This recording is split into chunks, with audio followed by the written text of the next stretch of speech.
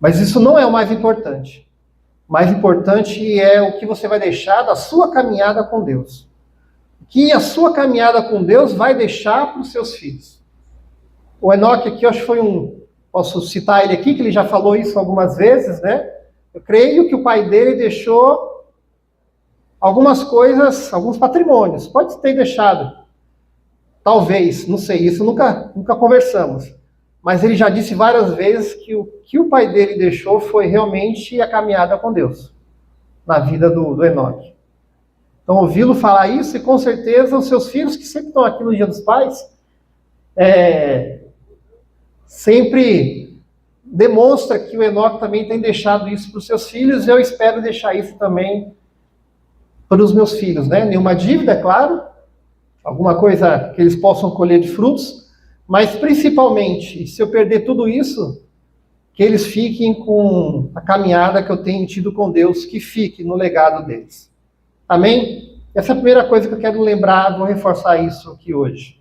A segunda coisa, para os filhos, você que é filho, eu ainda sou filho, né? Você que é filho, tem seu pai vivo. O maior fruto que o filho pode ser para os seus pais não está no sucesso que ele pode alcançar. Então, não é saber que os meus filhos um dia possam ter muito sucesso na vida, esse não é o maior fruto que ele pode me dar. Saber que meu filho meus filhos possam ter uma grande profissão, possa ter uma boa condição social, condição financeira, patrimônio, é bom, claro que é bom. Claro que vai ser bom ele pagar viagens para mim, ele poder pagar as contas no restaurante. Claro, vai ser excelente, viu, Davi? Vai ser ótimo. Mas isso não é o mais importante. Mas o maior fruto que meus filhos podem deixar, e os seus filhos precisam deixar para você, que eu sei que isso você vai agradecer a Deus, é que ele entregue toda a vida dele para Jesus. Porque isso não tem preço. Saber que os nossos filhos estão vivendo com Cristo, está seguindo a Jesus, seguindo os princípios da palavra. Porque independente do que ele ganha ou deixe de ganhar, o fato que a eternidade ele passará ao meu lado, porque ele estará com Jesus. Então, o que eu quero lembrar nessa manhã, nesse Dia dos Pais, do Agosto Jovem, que nós precisamos ser um. Nós precisamos estar unidos, muito, como família, como pais, para que essas heranças e para que esse fruto seja verdadeiro. Nós precisamos lutar por essa unidade, por esse ser um, com integridade e com amor, como está ali, com amor, integridade, com unidade de fé, sermos unidos na mesma fé, e também com um propósito que seja eterno, e não só para essa vida.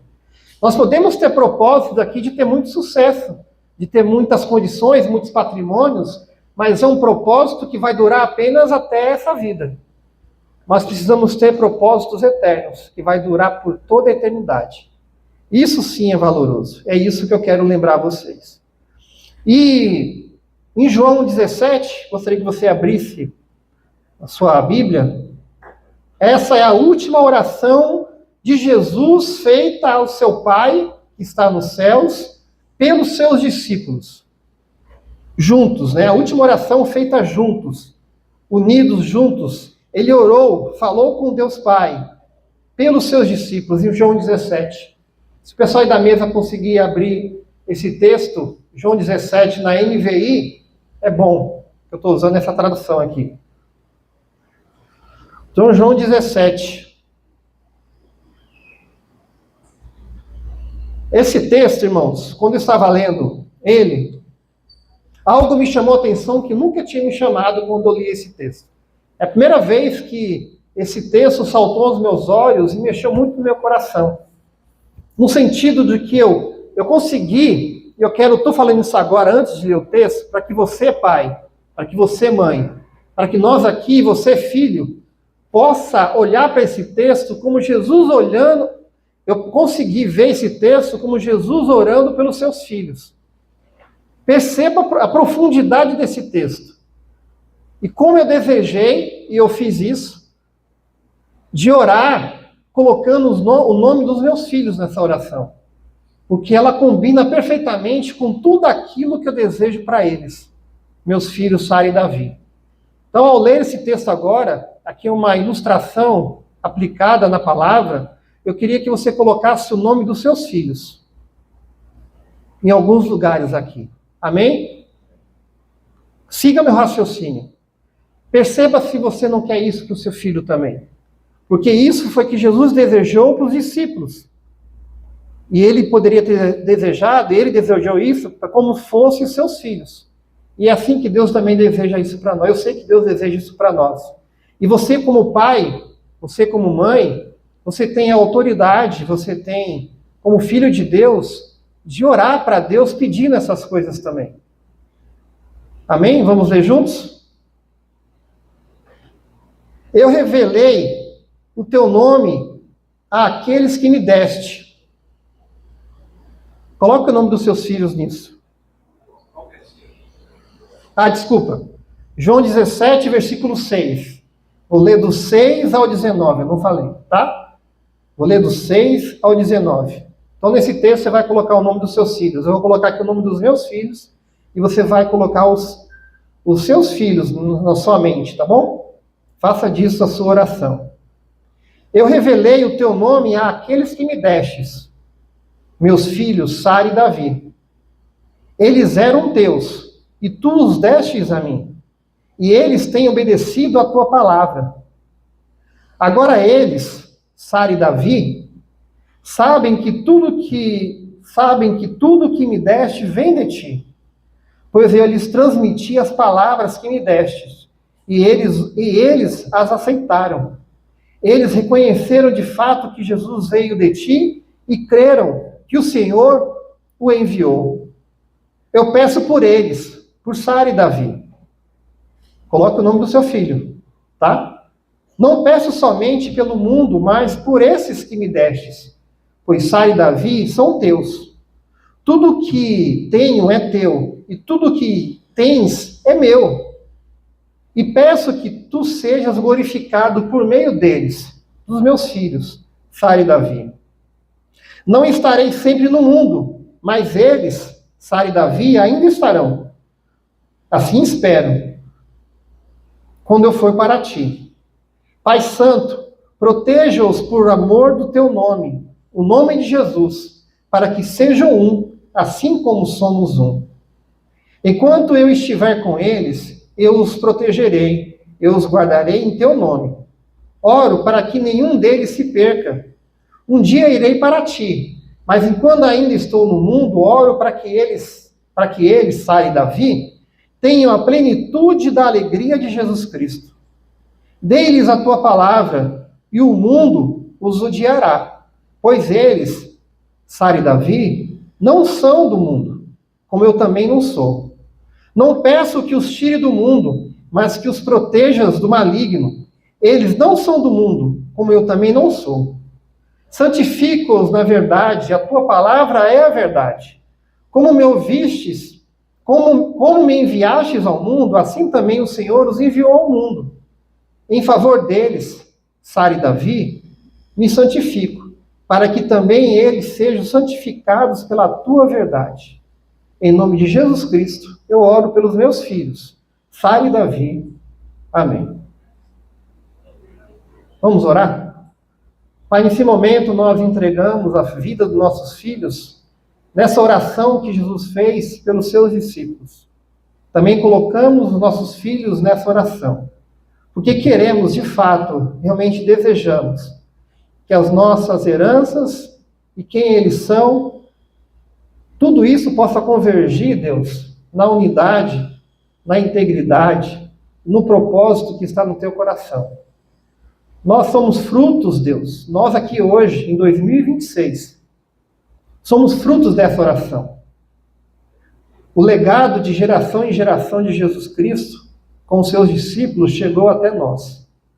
E o nosso pedido aqui, Pai, nessa manhã, diante dessa oração, Pai, é que nos ajude nesses princípios, para que nossa geração também possa chegar a o nosso legado possa chegar aos nossos netos, possa chegar aos nossos bisnetos, e ver os filhos dos nossos filhos servindo ao Senhor, glorificando ao Senhor, e sendo filhos do Senhor. Que eles sejam um, como também nós queremos ser um com o Senhor. Assim pedimos a Ti, Deus, nessa manhã, fale conosco, que essa leitura da palavra, por ela própria, por si mesma, por somente ela, já possa tocar o nosso coração. Assim oramos e pedimos a Ti, em nome de Jesus. Amém.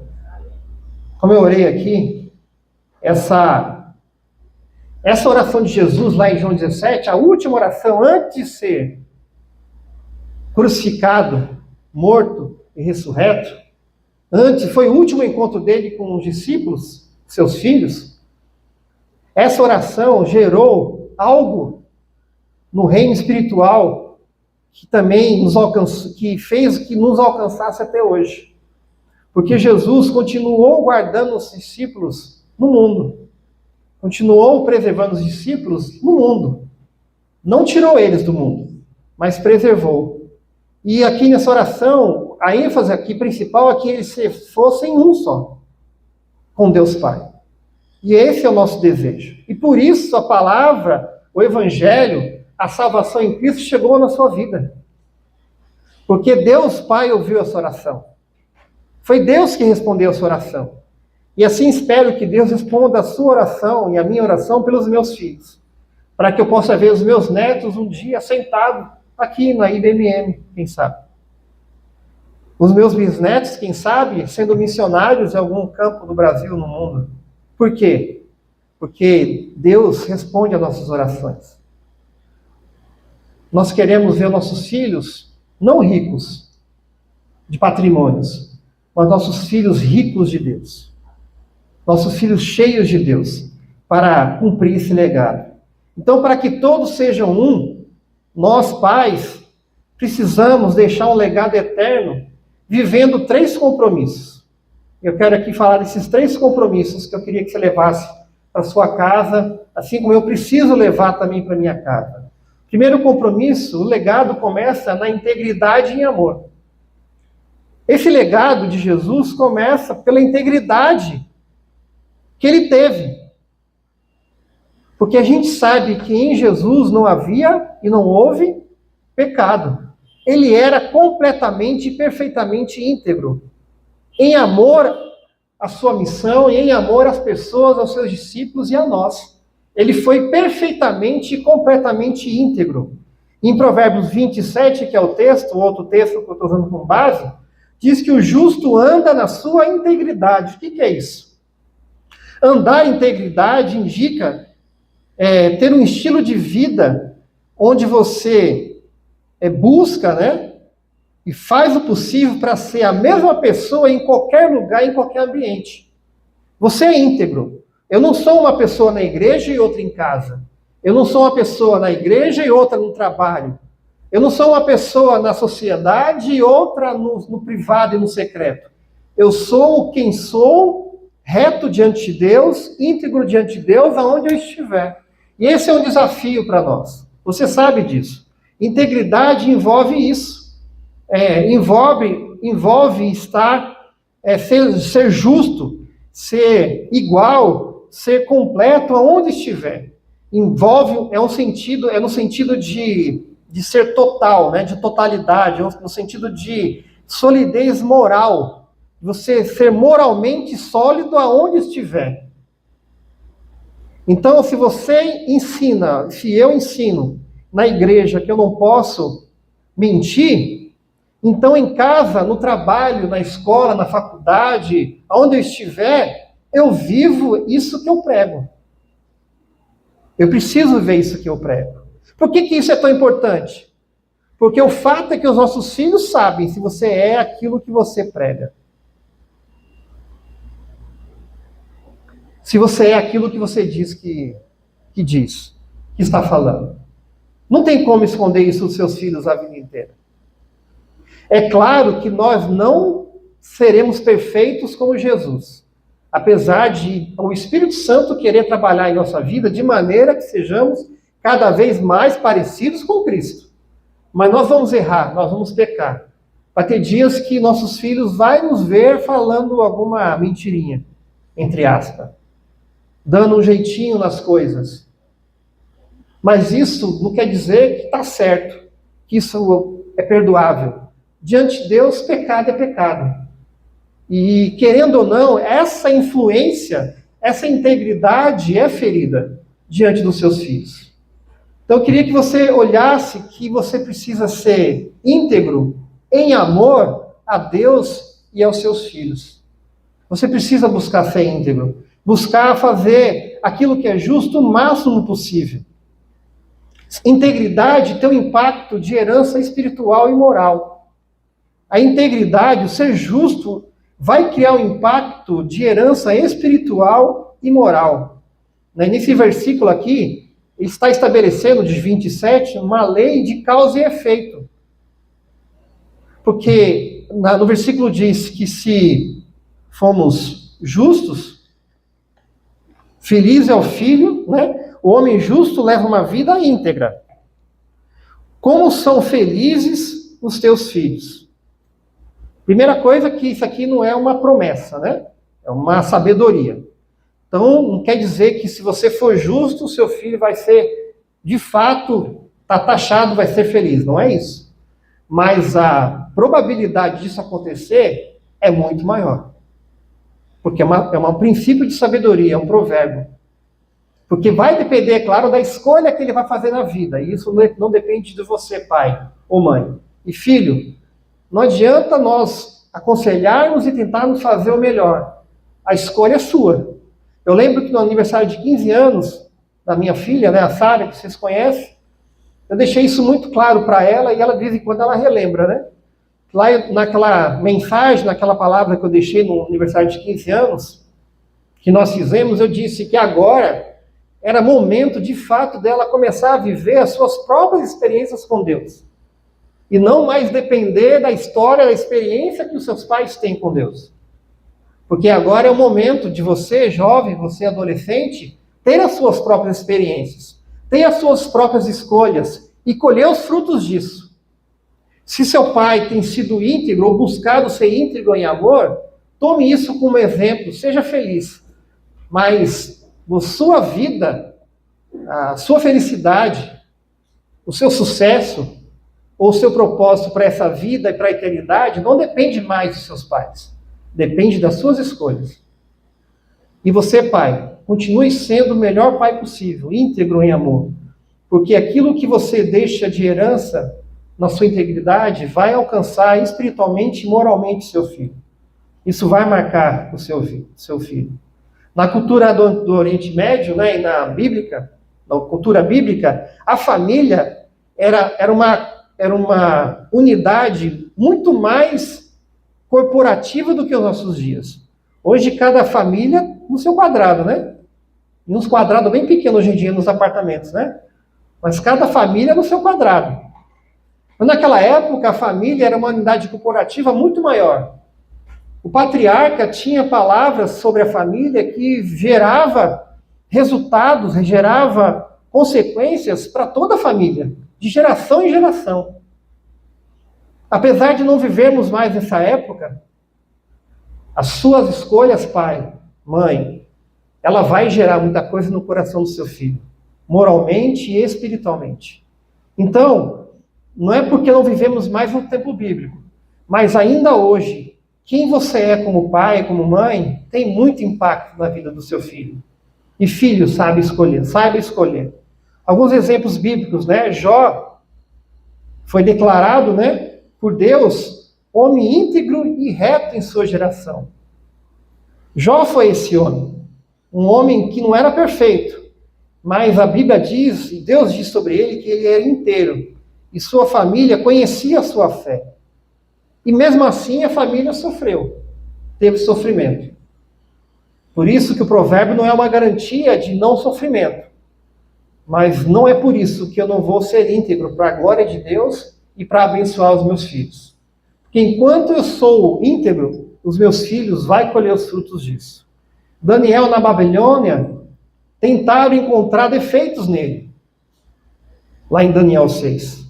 Tentaram destruir a vida de Daniel, mas ele se manteve firme também, como filho. Aqui eu estou trazendo para você, jovem, adolescente, que ainda não é casado, não tem filhos, saiba que você vai ser testado. Seu pai pode ser muito íntegro, seu pai pode ser muito verdadeiro ou não. Mas o fato é que você, onde está sendo colocado nessa vida, você vai ser testado. Você vai ser colocado à prova. Como Daniel foi. E nossa oração aqui como pai, que fizemos hoje aqui juntos, é que você seja liberto, seja livre das artimanhas do maligno nesse mundo. Escolha fazer aquilo que agrada a Deus. Seja íntegro, porque Daniel foi testado. E não foi pouco não, foi muito. Mas ele permaneceu íntegro nas suas escolhas. A vida pública de Daniel confirmava sua vida privada e vice-versa. A vida privada de Daniel foi confirmada na vida pública. É isso que eu desejo para vocês, filhos. Seja íntegro e confirme isso. Timóteo, Paulo lembra que sua fé começou em casa, com a sua avó Lloyd, sua mãe Eunice. Antes de existir um pastor chamado Timóteo, um líder da igreja, antes de existir antes de existir um líder citado por apóstolo Paulo, um grande líder, antes disso, existia uma família íntegra. Seja íntegros em amor, porque seus filhos vão colher os frutos. Alguns conselhos aqui para os pais, né? Seu filho aprende mais observando sua vida do que ouvindo seus sermões. Você pode esquecer o que disse, mas ele nunca esquecerá como você viveu. Não é, Enoque?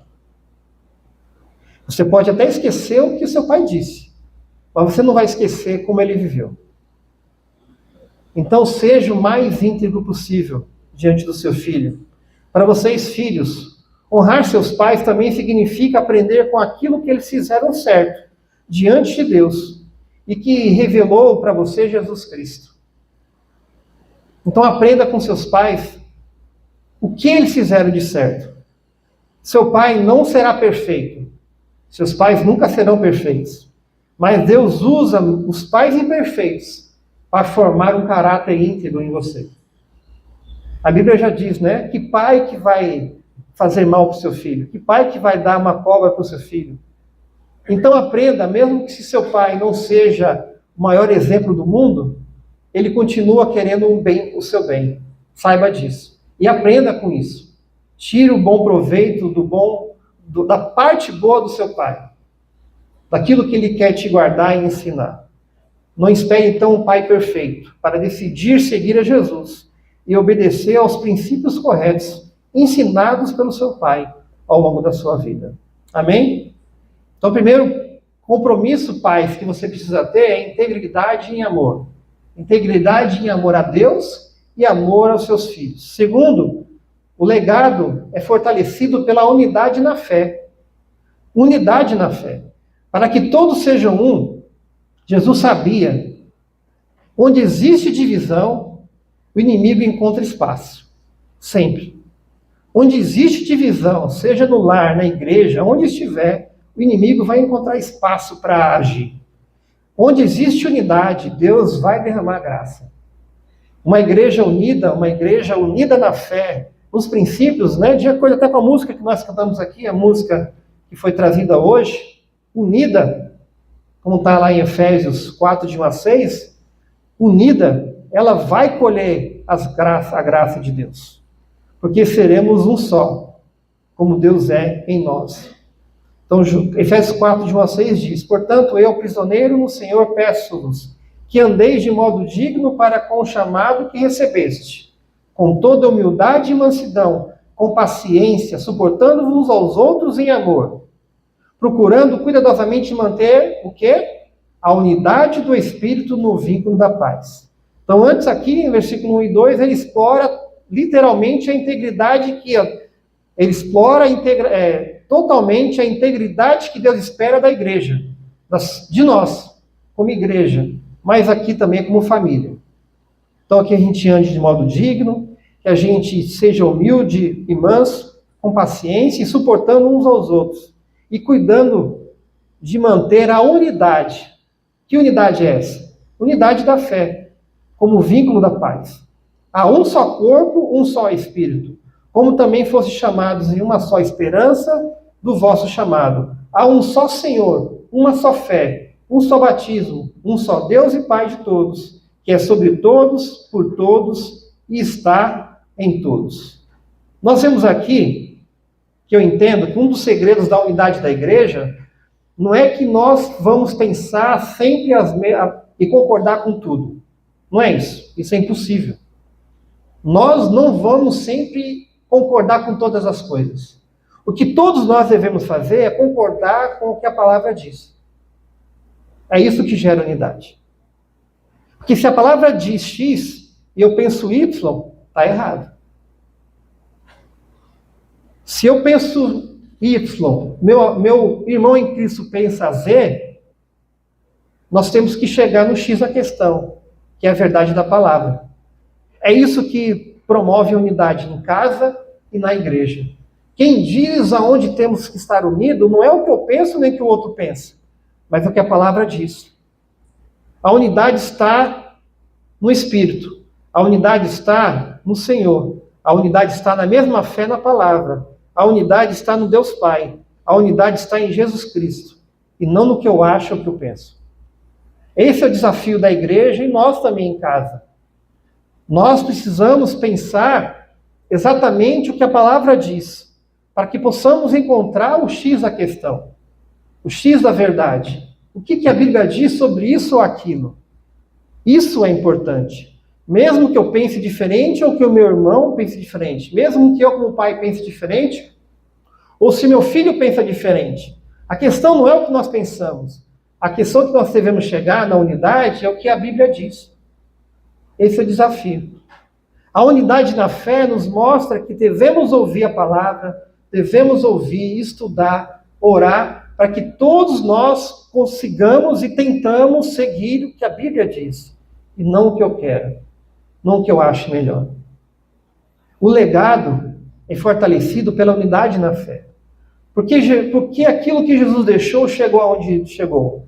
Porque Jesus não fazia o que ele exatamente queria. Ele fazia tudo que o Pai mandou.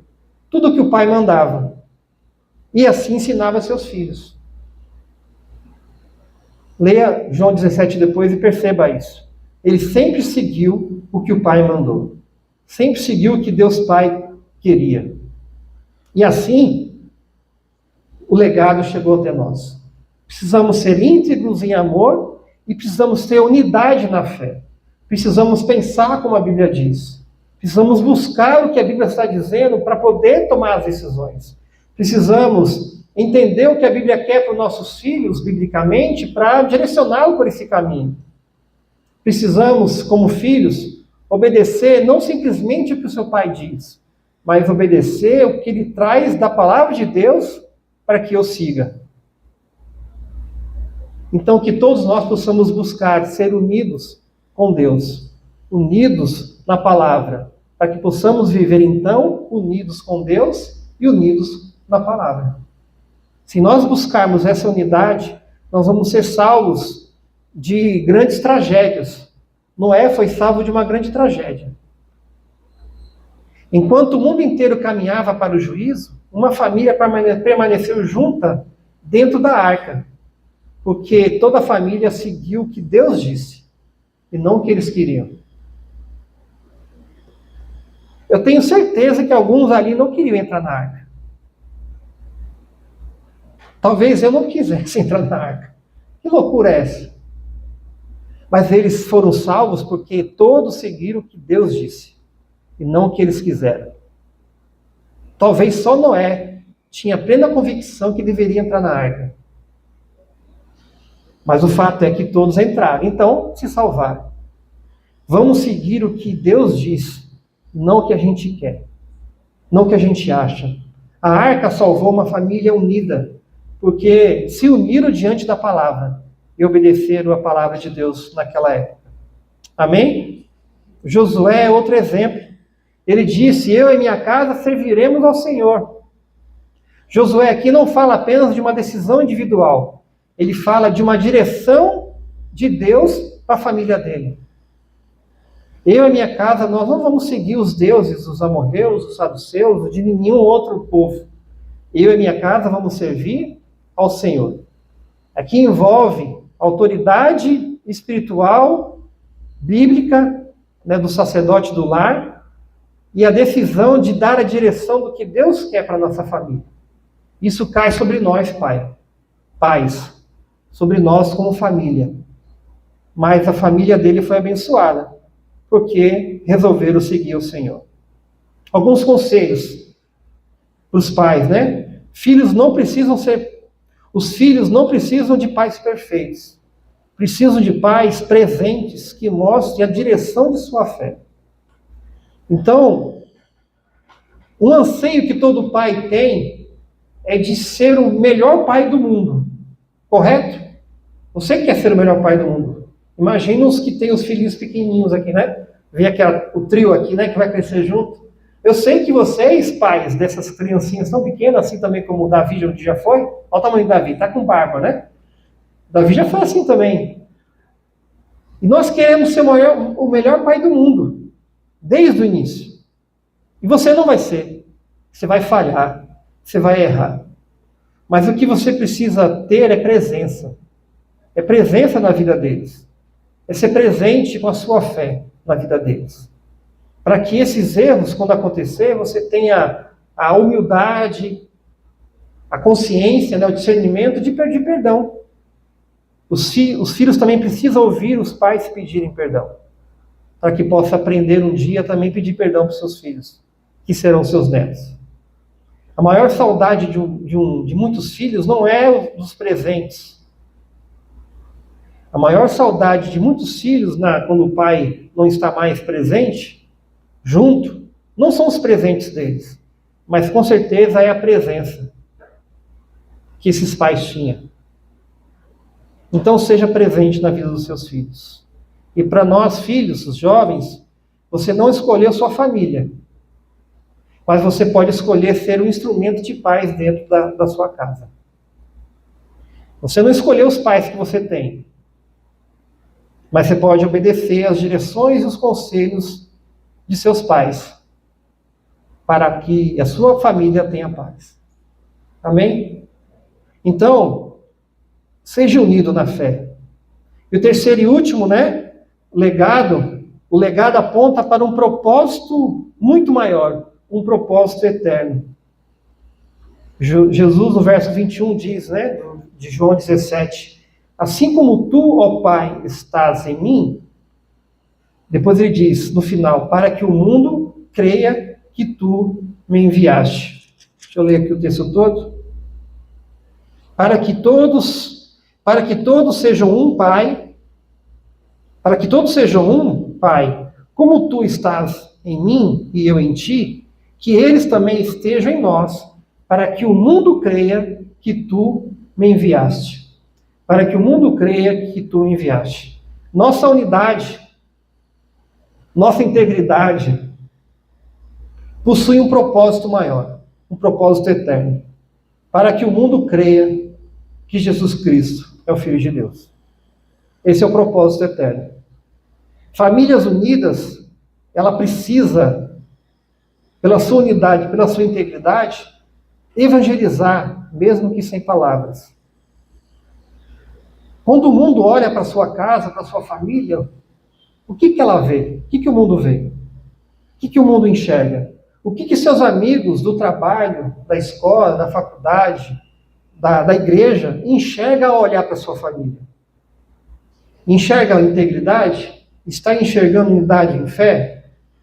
Então eles precisam ver Jesus. A sua casa precisa estar cheia de Jesus. Mateus 5,16 nos fala disso, né? Assim resplandeça a vossa luz diante dos homens, para que vejam as vossas boas obras e glorifiquem vosso Pai que está nos céus. Mateus 5,16 mostra que a nossa casa tem que ser uma luz, um farol muito claro, que glorifique a Deus que está nos céus. A maneira que nós convivemos em casa precisa buscar esse propósito. O propósito não é o sucesso. O propósito não são os bens materiais. O propósito é glorificar a Deus. O propósito é levar as pessoas para Jesus. O propósito é que a sua casa, você jovem, você pai, possa resplandecer a luz de Cristo, a pessoa de Cristo, aonde vocês estiverem reunidos. Abraão, por exemplo, Deus chamou Abraão, e essa promessa não foi para que ele fosse livre, liberto de alguma coisa, para que tivesse grandes bens, mas foi para que ele abençoasse todas as famílias da terra. A nossa família precisa abençoar quem está do nosso lado. O seu legado nunca foi apenas Isaac, o seu filho.